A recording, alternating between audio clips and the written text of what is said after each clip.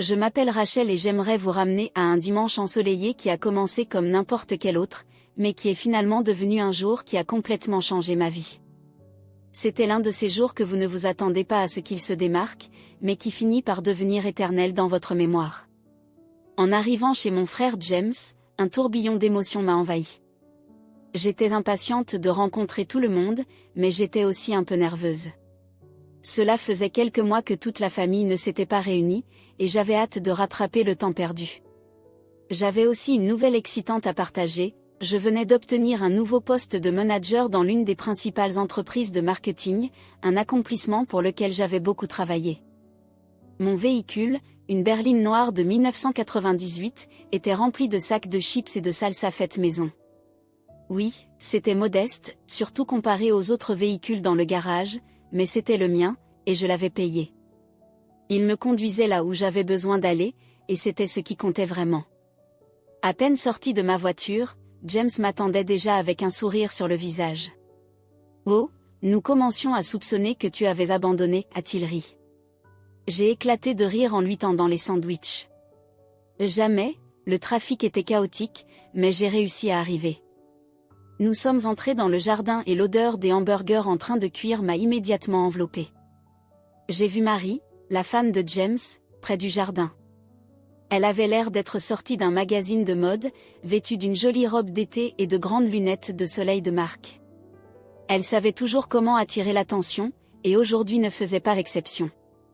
Mes parents étaient à la grillade, saluant tout en retournant les hamburgers, et mes plus jeunes frères et sœurs, Michael et Amy, s'occupaient de monter des jeux d'extérieur. Tout semblait parfait, comme le sont généralement les réunions de famille. Mais, bien sûr, Marie devait faire son entrée. Enfin, l'invité d'honneur est arrivé, a crié Marie d'une voix forte, celle qui garantissait que tout le monde, et je dis bien tout le monde, même les voisins, pouvait l'entendre. En disant cela, ses yeux se sont posés sur ma vieille voiture bleue, garée à côté de leur SUV neuf et brillant. « Tu n'aurais pas pu garer cette relique au coin de la rue, Rachel ? Elle gâche ma vue. » Certains de mes cousins ont ri, et j'ai essayé de masquer ma gêne par un rire. « Eh bien, elle me mène où j'en ai besoin, ai-je répondu, essayant de ne pas laisser cela m'affecter. Mais Marie n'en avait pas fini. Elle a soupiré de manière dramatique et a pris une longue gorgée de son cocktail. « Ah, chérie, tu devrais vraiment te permettre quelque chose de mieux. Maintenant que tu es manager, non ? Tu devrais agir comme tel. » J'ai commencé à répondre, désireuse de partager mes nouvelles excitantes sur mon nouvel emploi, mais avant que je puisse dire un mot, Marie s'était déjà éloignée. Elle était en train de rassembler un groupe de personnes pour un jeu, m'ignorant complètement. Je suis restée là un moment, ces mots me frappant encore. Ce n'était pas seulement à propos de la voiture, c'était la manière dont elle l'avait dit, comme un rappel que, peu importe ce que j'accomplissais, à ses yeux, je ne serais jamais assez. James m'a vu de l'autre côté de la cour et m'a fait un regard désolé, murmurant « Ne laisse pas cela t'affecter ». J'ai essayé de sourire en retour, mais il était difficile de mettre de côté le sentiment d'être sous-estimé.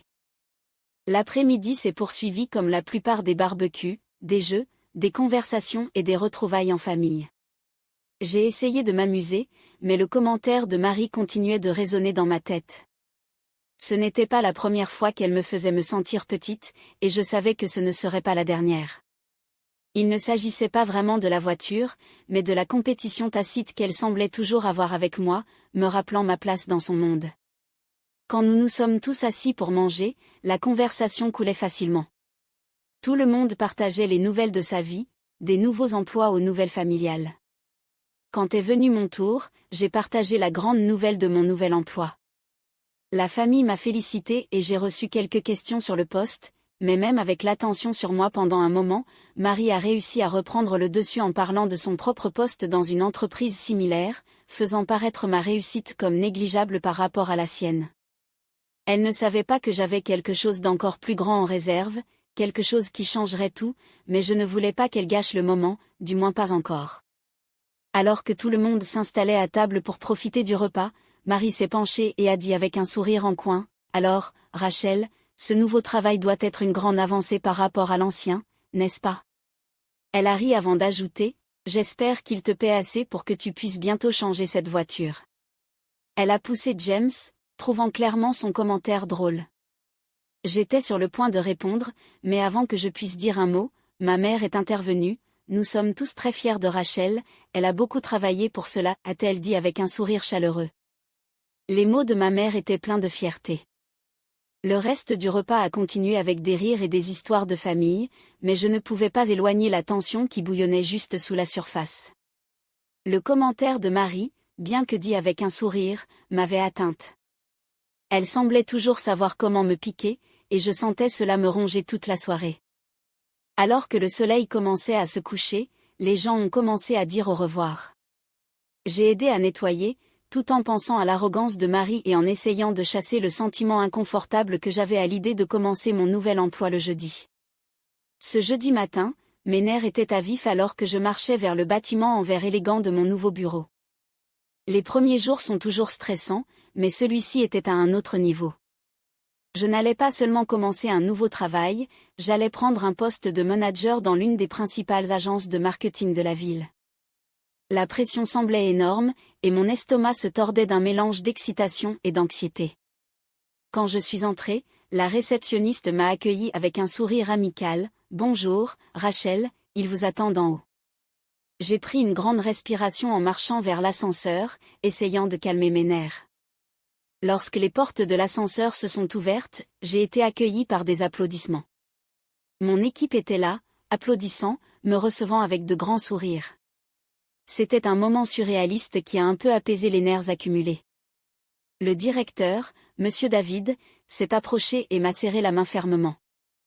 Tout le monde, accueillons officiellement Rachel comme votre nouvelle manager de projet, a-t-il annoncé. La salle s'est remplie d'enthousiasme, et j'ai ressenti une immense fierté. Mais alors, mes yeux se sont posés sur Marie. Elle applaudissait avec tous les autres, mais son sourire n'atteignait pas ses yeux. Ses applaudissements étaient lents et hésitants, et je pouvais voir le choc sur son visage. Il était clair qu'elle venait juste d'apprendre à ce moment-là que je serais sa nouvelle patronne. Après les présentations, Marie s'est approchée de moi avec un sourire tendu et forcé. « Nous allons nous mettre à jour plus tard, Rachel, a-t-elle dit, essayant de sembler enthousiaste, mais il y avait un ton de surprise dans sa voix. « Bien sûr, faisons cela, ai-je répondu, gardant ma voix calme et posée, bien que mes sentiments bouillonnaient à l'intérieur. Je n'ai pas pu m'empêcher de ressentir un peu de satisfaction en voyant Marie dans cette position après ses commentaires au barbecue. Lorsque la réunion s'est terminée et que les gens sont retournés à leur bureau, Marie a tardé à partir. Elle s'est dirigée vers moi, avec sa confiance habituelle visiblement ébranlée. « Rachel, à propos du barbecue. J'espère qu'il n'y a pas de ressentiment, a-t-elle dit, d'une voix bien plus douce que d'habitude. C'était une Marie bien différente de celle confiante et arrogante à laquelle j'étais habituée. Je l'ai regardée, gardant une expression professionnelle. « Marie, concentrons-nous sur le travail. Les affaires personnelles restent en dehors de ces murs, ai-je répondu, lui adressant un sourire poli mais distant. « Bien sûr, Rachel, tu as raison, a acquiescé Marie, bien que ses yeux se soient détournés, incapable de cacher totalement l'inconfort qu'elle ressentait. Dans les jours qui ont suivi, je me suis plongée à fond dans mon nouveau rôle. J'ai passé des heures à examiner des dossiers de projet et des rapports de performance, essayant de me mettre à jour le plus rapidement possible. Une chose était claire, le travail de Marie avait besoin d'une attention particulière. Il y avait des incohérences dans les délais de ses projets et dans les allocations budgétaires qui n'avaient pas de sens. Je savais que je devais m'en occuper le plus tôt possible. Lors d'une de nos réunions individuelles, j'ai décidé d'aborder le sujet directement. « Marie, j'ai remarqué quelques incohérences dans le dossier de Smith. Peux-tu m'expliquer ton processus ici ?» ai-je demandé, gardant un ton calme et professionnel. Marie a hésité un instant, visiblement surprise. « Bien sûr, a-t-elle répondu, mais j'ai pu voir l'inconfort dans ses yeux. Ce serait un voyage intéressant à venir, à gérer à la fois les défis professionnels et les dynamiques personnelles en jeu, mais j'étais prête pour cela. C'était mon moment de me prouver, et je ne laisserai rien ni personne, y compris Marie, me distraire. » Marie a laissé échapper un rire nerveux, jouant avec son stylo. « Je veux dire, ce sont probablement juste de petites négligences, tu sais comment c'est avec des délais serrés, a-t-elle dit, essayant de minimiser le problème. Je l'ai regardé calmement, mais avec fermeté. Qu'il s'agisse de quelque chose de petit ou non, la précision est importante, Marie. Nous ne pouvons pas nous permettre de faire des erreurs, surtout avec des clients aussi importants. Révisons cela ensemble, d'accord? Mon ton ne laissait pas de place aux excuses, et Marie a rapidement acquiescé. Oui, bien sûr, je vais chercher les détails tout de suite, a-t-elle dit, ses doigts tremblant légèrement alors qu'elle tapait sur le clavier. En examinant les fichiers, il est devenu évident que Marie prenait des raccourcis. Son travail atteignait à peine le standard minimum, et plus nous analysions, plus nous trouvions de lacunes. Je me suis assuré de tout noter, documentant chaque faille en détail. Je savais que cela surgirait lors de futures réunions et que je devais être préparé. Lors de notre prochaine réunion, j'ai mis les preuves devant elle. Marie, sur la base de ces révisions, il est clair qu'il y a des problèmes constants dans ton travail. Ces erreurs doivent être corrigées immédiatement. Le visage de Marie s'est tendu, mais elle a acquiescé. Je comprends, Rachel. Je vais m'assurer que tout soit ajusté. Merci de l'avoir signalé, a-t-elle dit, sa voix mêlant gratitude et inconfort. J'ai acquiescé, mon ton ferme. Assurons-nous que cela ne se reproduise plus. Nos clients et notre équipe comptent sur notre diligence. Lorsque Marie est sortie de mon bureau, je pouvais voir le poids de la situation tomber enfin sur elle. Pour moi, il s'agissait de garantir que notre travail reste conforme aux normes, mais, au fond, je n'ai pas pu m'empêcher de ressentir une petite satisfaction. D'une certaine manière, il semblait que la justice était en train d'être faite, et je savais que Marie avait beaucoup à prouver à partir de maintenant. Le jeudi suivant, les enjeux étaient encore plus élevés, non seulement pour moi, mais aussi pour Marie. C'était sa chance de montrer de quoi elle était vraiment capable. Elle est entrée dans le bureau, portant son sac à main de designer exagéré et une pile de fichiers. Ses talons claquaient sur le sol poli alors qu'elle se dirigeait vers mon bureau. « Tu as une minute ?» ai-je appelé, lui faisant signe d'entrer. Mon ton était sérieux, mais calme. « Bien sûr » a-t-elle répondu, en lissant sa blouse avant de s'asseoir devant moi. « Je te mets en charge du projet Henderson » ai-je dit, plaçant les détails du projet devant elle. Ce n'est pas un énorme projet, mais il est important. C'est ta chance de montrer de quoi tu es capable. Les yeux de Marie se sont légèrement agrandis, un mélange de nervosité et d'excitation passant sur son visage. Sérieusement ? Je veux dire, merci, Rachel. Je ne te décevrai pas. J'ai acquiescé, l'observant attentivement. Je vais te guider, mais je veux voir ce que tu peux faire en dirigeant le projet. Les jours suivants ont été intenses. Je gardais un œil sur ses progrès, vérifiant régulièrement. Nous avions des réunions fréquentes, et je m'assurais de documenter chaque décision et approbation. Au début, Marie était enthousiaste, s'investissant dans le projet, mais à mesure que la pression montait, son énergie commençait à diminuer. Pendant l'une de nos sessions de stratégie, j'ai remarqué qu'elle avait des difficultés. Marie, lors de notre dernière révision, tu as mentionné externaliser une partie du travail de design graphique. As-tu correctement évalué le fournisseur, ai-je demandé, essayant d'obtenir une réponse claire. Ah, oui, ils vont bien, a répondu Marie rapidement, essayant clairement de passer à la question suivante. Je veux dire, ça doit être tout bon. J'ai levé un sourcil, insatisfaite de la réponse. Il est important qu'il soit plus que juste correct. Peux-tu me montrer le processus d'évaluation que tu as utilisé ? Marie a fait une pause, réalisant qu'elle n'avait pas fait le travail nécessaire. Sa confiance a vacillé, et j'ai pu voir que le stress l'affectait. Il ne s'agissait plus seulement de faire le minimum, mais de se démarquer et de prouver qu'elle pouvait gérer la responsabilité. À mesure que le projet avançait, je la poussais à répondre aux normes élevées dont nous avions besoin. Ce ne fut pas facile, mais je me suis rendu compte que Marie était en train d'apprendre. Des erreurs étaient encore commises, mais à chaque fois, elle les corrigeait plus rapidement. En la voyant travailler sous pression, j'ai réalisé que, bien qu'elle ait encore un long chemin à parcourir, elle commençait à prendre son travail plus au sérieux. À la fin du projet, j'ai pu voir un changement chez Marie. Elle n'était plus la personne confiante et insouciante d'avant, elle avait été humiliée par l'expérience, et même s'il restait beaucoup à améliorer, je savais qu'elle était sur la bonne voie. Je suis restée ferme, sachant que toute erreur à ce stade serait officiellement enregistrée. Marie fouillait maladroitement dans ses fichiers, sa confiance habituelle s'évanouissant. Je vais te passer ces informations d'ici la fin de la journée, balbutia-t-elle. Je n'ai juste pas apporté la paperasse avec moi maintenant. Les jours se sont transformés en semaines, et la date limite du projet approchait rapidement. Lors d'une réunion d'équipe, il était enfin temps pour Marie de présenter ses progrès. La salle était pleine, l'air chargé d'attente. Marie était devant, tenant son rapport, mais sa posture confiante avait disparu. Elle semblait nerveuse, sa confiance n'était nulle part à trouver. « D'accord, voyons ça », commença-t-elle, feuilletant ses notes. « Pour la stratégie marketing, nous sommes, en train de planifier. » Ses mots se perdaient et elle trébuchait sur ses phrases. Le rapport manquait de profondeur et de clarté attendue, et je pouvais sentir la tension monter dans la salle. Monsieur David, qui était assis dans un coin, haussait légèrement les sourcils et me faisait un signe, signalant son inquiétude. C'était le moment que j'attendais. « Marie, interrompis-je, pourrais-tu clarifier comment le budget a été alloué ? Il semble y avoir quelques incohérences entre ton rapport et les estimations originales. » Son visage est devenu rouge, et elle s'est agitée mal à l'aise.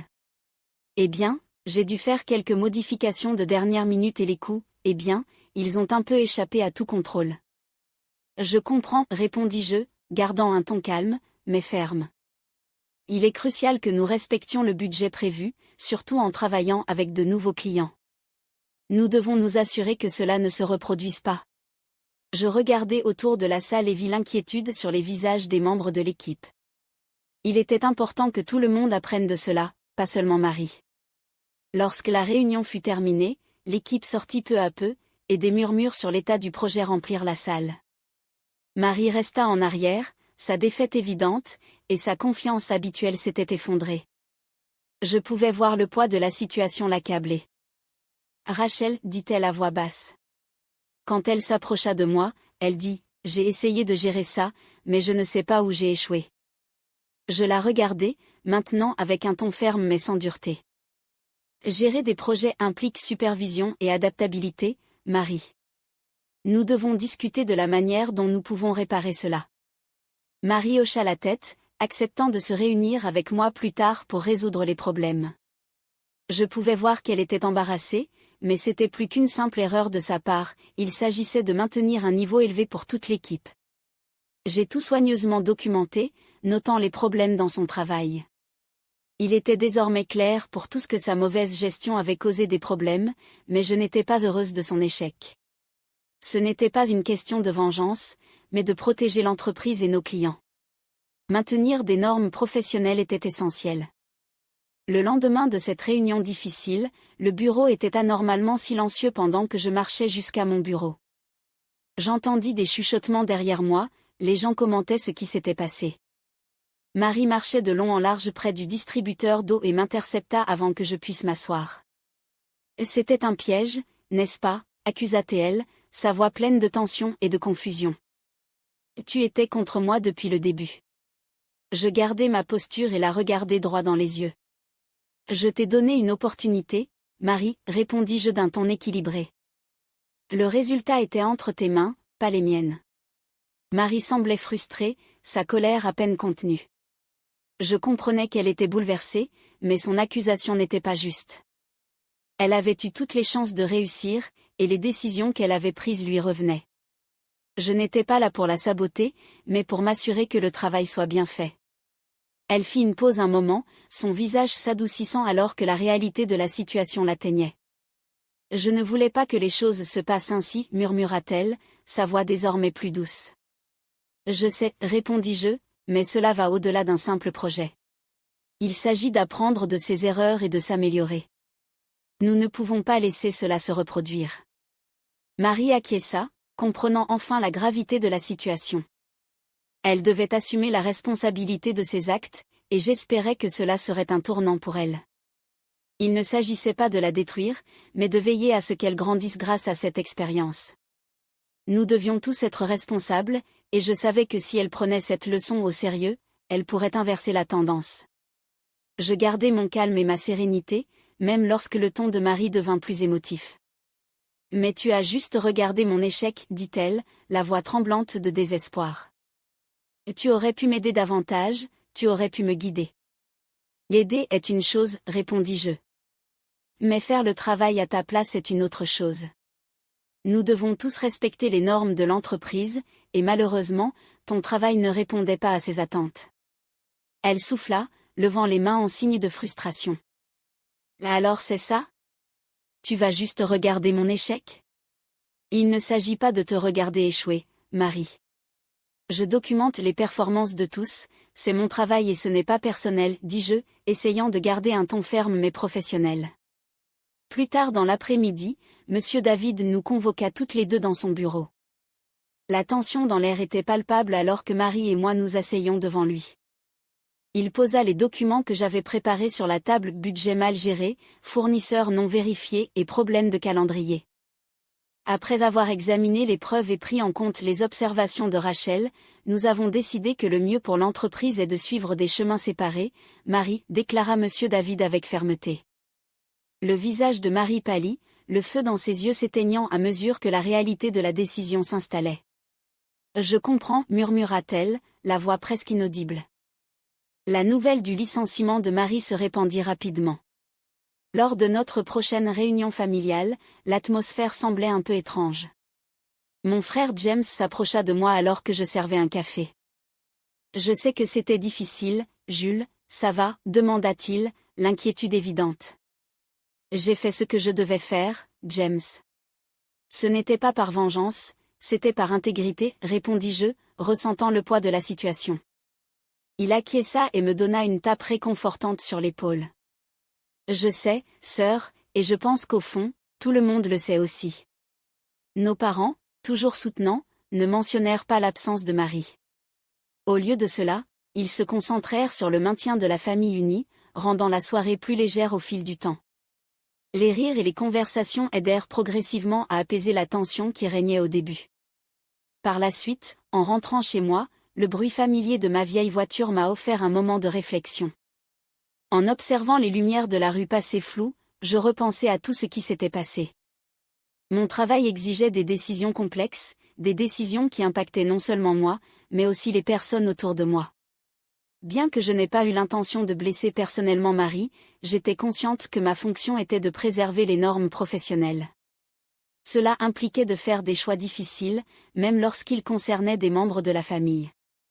Malgré le poids de ces décisions, je persistais à conduire, certaine que j'avais fait mon travail avec équité et intégrité. L'avenir semblait plus clair, guidé par les principes que je valorisais le plus. Ici se termine notre histoire. Que pensez-vous? Rachel a-t-elle agi correctement dans sa façon de gérer la situation avec Marie? Aurait-elle dû être plus solidaire ou a-t-elle bien fait de rester fidèle à ses devoirs professionnels? Faites-nous savoir votre avis dans les commentaires ci-dessous et n'oubliez pas de liker et de vous abonner pour d'autres histoires comme celle-ci.